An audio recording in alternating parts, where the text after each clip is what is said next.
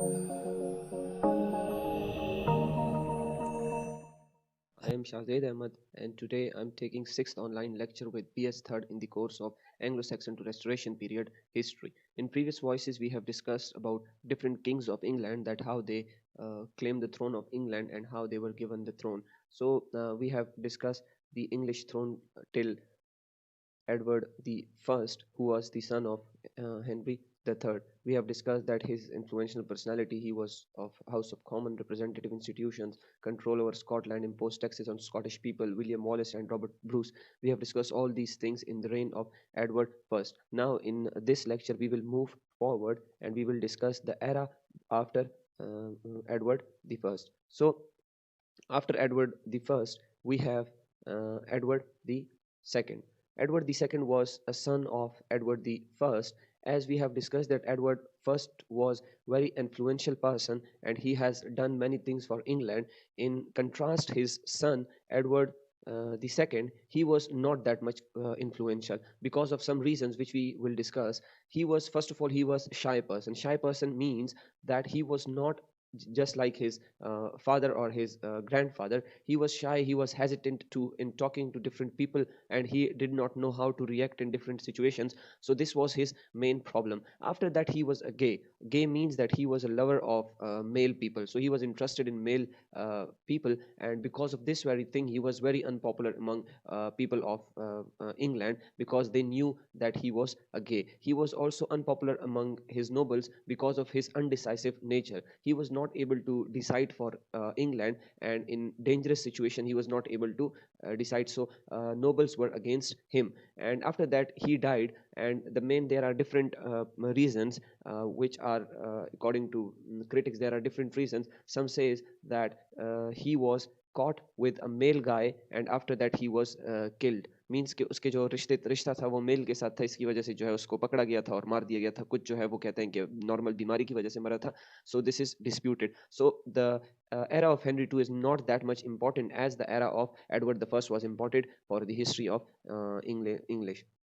England. Now we will move to our next slide. Now this is the most important slide in today's lecture. So focus on the things which I'll explain in front of you people. And there is also one problem in this slide, that the size of the size of the text is not up to the mark. So I will pronounce these words which I have written in small font again and again to clarify कि आप लोगों को जो है इस चीज की समझ आ जाए. So first of all, we will start from here, that John, after that Henry the third came, and after that Edward the first came, and after that we have Edward the second, who is not popular. After that we have Edward the third, which I consider personally, as the reader of history, that he is the most important king in all history of English, because after that we will discuss about 100-year wars, we will discuss about different war of roses. So each and everything is directly connected to Edward the third. So you have to focus on Edward the third while listening to this lecture. So your focus should be on Edward the third, that how he controlled and how he reacted in his reign. So he was a popular king because of some reasons.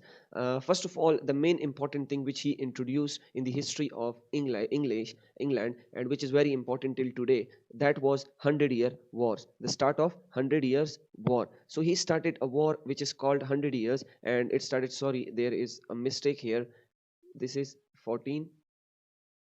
So this war started from 1337 to 1453. So now keep this thing in your mind, that this war is started in the reign of Edward the Three. But here is the problem which you may face, that Edward III died in 1377, but the war is still on, like for more than 70 or 80 years after the death of Edward the Three. And the other problem is that here it is written that 1337 to 1453, which is not exactly 100 years. So how you are claiming, you may think about it, you may have the question that how you are claiming that कि ये war जो है वो 100 years की थी. So ये historian ने इसको 100 year wars का नाम इसलिए दिया, हालांकि ये 100 years की नहीं थी. लेकिन इस war में जो था, पहले ये एडवर्ड द थर्ड ने स्टार्ट की, और उसके बाद डिफरेंट किंग्स जो आए इसके बाद जो हम डिस्कस करेंगे, वो इस वॉर का हिस्सा बने. कुछ मौकों पर जो है इन्होंने ये वॉर जो है वो रोका, कुछ मौकों पर फिर स्टार्ट हुआ, और कुछ मौकों पर जो है फिर रोक दिया गया, फिर स्टार्ट हो गया. So it was not a continuous war, but कि ये जो है कुछ ईयर्स के लिए चलता था, कुछ ईयर्स के लिए जो है ये बंद होता था. नाउ द मेन पर्पस और the main thing which is very important, that who fought this war. From England, we know that Edward Edward III started this war, but the question is that he fought this war with whom? So ये जो है एक important question है. तो इसने ये war जो है किसके साथ की थी? ये war जो है इसने फ्रांस के साथ की थी. Now there will be different reason behind this war which I'll explain and you will understand that why this war was needed. First of all जो है एक यहाँ पे मैंने करेक्टर लिखा है एजाबेला ऑफ फ्रांस. एजाबेला ऑफ फ्रांस जो है ये इसकी मदर है. किसकी मदर है? एडवर्ड दी थर्ड की जो है वो मदर है. तो वो क्या करती हैं कि उनके भाई वो जो है वो फ्रांस की हैं और इनके साथ जो है इनकी माँ है ये, और इनका जो है रिश्ता वो डायरेक्टली जो है चार्ल्स फोर्थ के साथ है. चार्ल्स फोर्थ जो है इस टाइम फ्रांस का क्या था? किंग था. और वो जो है जब मर जाता है तो इसका कोई डायरेक्ट एयर नहीं होता कि मींस चार्ल्स दी फोर्थ का कोई जो है वो बेटा या इस तरह कुछ नहीं होता. तो एडवर्ड क्या कहता है कि मेरी अम्मी जो है वो इनकी सिस्टर है, तो इस बेस पे जो है मैं एक मेल एयर जो हूँ वो बन सकता हूँ फ्रांस का. सो इसलिए वो क्या करता है कि ही स्टार्टेड अटैकिंग फ्रांस और कहता है कि चार्ल्स फोर्स की डेथ हो गई है और मेरे अम्मी के थ्रू जो है ये मेरा हक बनता है कि मैं जो हूँ वो इंग्लैंड पे मतलब थ्रोन जो है इंग्लैंड की वो मुझे मिले. लेकिन वहाँ पे जो था सिस्टम क्या था? सिस्टम यहाँ पे ख़राब हो जाता है कि फ्रांस में एक रूल होता है जिसके तहत जो है आप उसको नहीं बन सकता. फीमेल के थ्रू जो है वो कोई एयर नहीं बन सकता. एडवर्ड किसके थ्रू क्लेम कर रहा है? अपनी माँ के थ्रू क्लेम कर रहा है फ्रांस का. और यहाँ पे फ्रांस में एक रूल है कि आप अम्मी के थ्रू जो हो ये क्लेम नहीं कर सकते. सो यहाँ पे क्या प्रॉब्लम आ जाती है कि इसको जो है वो अलाउ नहीं करते कि आप आओ और हमारे किंग जो है बन जाओ, फ्रांस के लोग और फ्रांस के नोबल्स. सो ये क्या करता है? ये वॉर जो है वो स्टार्ट कर लेता है. This is the main and this is the first reason to the 100 year wars. Now the second reason is that Burgundy and Gascony, which I have explained in front of few people, that we have also discussed that these two areas, Burgundy and Gascony, were two important places where different economic or different trading was going on with people of France. So France के जो लोग थे या France के जो Nobel थे वो अभी बर्गांडी और गैस्कनी को इंग्लैंड से ले रहे थे. ये किसके कंट्रोल में थी? इंग्लैंड के कंट्रोल में आ रही थी पहले से, विलियम के टाइम से. लेकिन अभी ये फ्रांस के वो जो नोबल जो है उनको ले रहे थे. तो एडवर्ड थर्ड जो था वो बहुत ज्यादा गुस्से में था कि ये जगहें जो हमारे लिए बहुत इंपॉर्टेंट है वो आप लोग क्यों ले रहे हो. And after that we have the third reason behind 100 year wars, that is old allies. Old allies जो है बेटा ये अलाइज जो है दोस्ती को कहते हैं, अलायंस दोस्ती को कहते हैं. सो ओल्ड अलाइज का मतलब ये है, ये ओल्ड OLD वाला ओल्ड है लेकिन ये ओल्ड इंग्लिश में लिखा हुआ है तो इस वजह से ये स्पेलिंग है. तो ओल्ड अलाइज का मतलब ये है कि मैंने आप लोगों को पहले बताया था कि इंग्लैंड जो था वो वॉर में था स्कॉटलैंड के साथ, वेल्स के साथ, उनको भी कंट्रोल करना चाहता था. अभी यहाँ पे क्या है कि फ्रांस और स्कॉटलैंड जो है वो आपस में मिल जाते हैं इंग्लैंड के खिलाफ, और इसको हम क्या कहते हैं? Old allies. सही है, मिल जाते हैं कि फ्रांस वाले कहते हैं कि अगर ये हम पे हमला करेंगे तो स्कॉटलैंड वाले इंग्लैंड पे हमला करें, और स्कॉटलैंड वाले कहते हैं कि जब ये हम पे हमला करें तो फ्रांस वाले इंग्लैंड पे हमला करें. सो इन तीन रीजंस की वजह से, जो कि ये वाला सबसे इंपॉर्टेंट रीजन है, ये आप लोगों को पता होना चाहिए. एक बार रिपीट कर रहा हूँ ये रीजन कि एजाबेला ऑफ फ्रांस जो है वो एडवर्ड दी थर्ड की अम्मी है, और एडवर्ड दी थर्ड जो है वो कहता है कि जब मेरे चाचा या सॉरी मेरे मामू की डेथ हो गई है, अभी कोई एयर नहीं है फ्रांस का, तो मेरी अम्मी की वजह से जो है मुझे किंग बनना चाहिए. दूसरा रीजन, बर्गेंडी और गैस्कनी इंग्लैंड के लिए बहुत इंपॉर्टेंट थे और फ्रांस वो ले रहा था तो इस वजह से. और तीसरा ये कि ओल्ड एलाइज मींस स्कॉटलैंड को जो है वो फ्रांस सपोर्ट कर रही थी इंग्लैंड के खिलाफ, तो इस वजह से फ्रांस के साथ जो है इंग्लैंड की नहीं लगती थी. Now other thing which is very important in the reign of Edward the third was the age of chivalry या द कोड ऑफ शिवलरी. इसको कोड कर दे, CODE, कोड ऑफ शिवलरी जो है ये बहुत इंपॉर्टेंट है, which we have already discussed in our class. कि इसके मेन चीजें जो है वो क्या है कि ये एडवर्ड थ्री ने जो है एक नाइट के लिए, एक अच्छे इंसान के लिए जो है एडवर्ड थ्री ने कहा है कि उसमें अगर ये चीजें होंगी तो वो अच्छा इंसान होगा.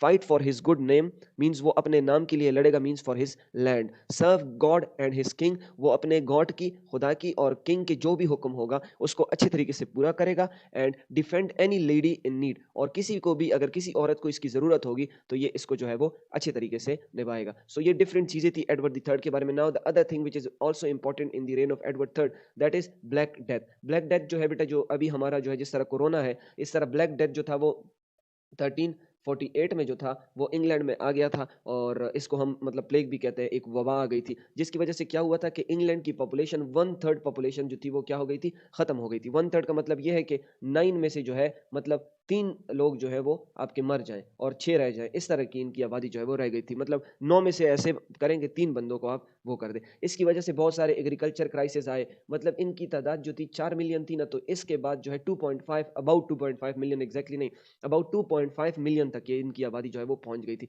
मीन 1.5 मिलियन लोग जो थे, मीन 15 लाख लोग जो थे वो मर गए थे इस वबा की वजह से. Till 17th century it was less than 4 million, और फिर ये कब आई थी? 14th सेंचुरी में। और फिर 17th सेंचुरी तक इतना टाइम लगा कि लोग जो है वो रिकवर करे और मतलब 4 मिलियन पे ये आबादी पहुंचे। तो ये 17th सेंचुरी में ये आबादी 3 सेंचुरी बाद जो है ये आबादी फिर 4th सेंचुरी में पहुंची। मतलब इतना जो था वो डिफिकल्ट सिचुएशन थी इंग्लैंड पे। नेक्स्ट स्लाइड को हम निकालते हैं अभी। अभी ये स्लाइड जो है ये थोड़ा सा कॉम्प्लिकेटेड है और सीखने की कोशिश करेंगे हम इसको। नाउ हेयर एडवर्ड 3 जो था उसके डिफरेंट सन्स थे जिनके बारे में हम जो है वो बात करेंगे, सही है। लेकिन ये जो है आप इसको जो है सिर्फ और सिर्फ इस बंदे को जो है आप लोगों ने नोट करना है, जॉन ऑफ गॉन्ट, क्योंकि इसका बहुत सारा काम है आगे। एडवर्ड दी थर्ड का एक बेटा था जिसका नाम था ब्लैक प्रिंस, जो सबसे बड़ा बेटा था।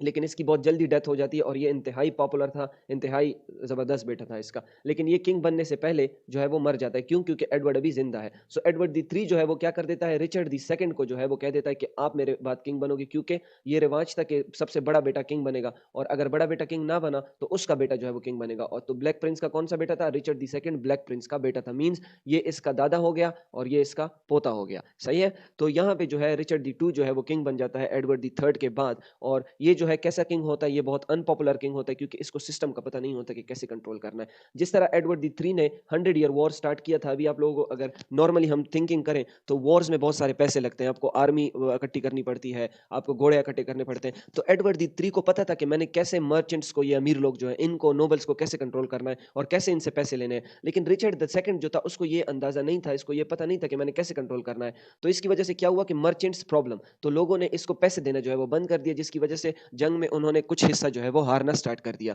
और ये कब किंग बने थे? King when he was 10 year old. So ये कब किंग बने थे? When he was only